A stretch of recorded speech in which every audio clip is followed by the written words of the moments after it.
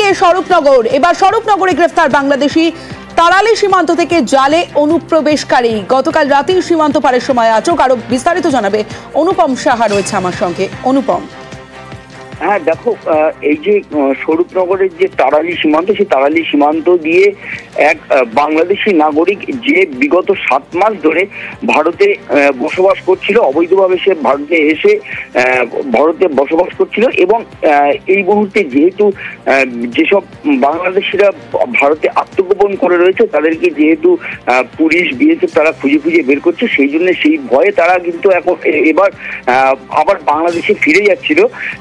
সেই সময় তাড়ালি সীমান্তের যে কর্তব্যরত বিএসএফ তাদের হাতে ধরা পড়ে এবং বিএসএফ তাকে জিজ্ঞাসাবাদ করার পরে স্বরূপনগর থানার পুলিশের হাতে আজকে সকালে তুলে দেয় এবং স্বরূপনগর থানার পুলিশ তাকে জিজ্ঞাসাবাদ করে জানতে পেরেছে যে গত 7 মাস আগে সে বাংলাদেশের থেকে অবৈধভাবে ভারতে এসেছিল এবং কাশ্মীরে সে বসবাস করছিল, কাশ্মীরে সে কাজ করছিল।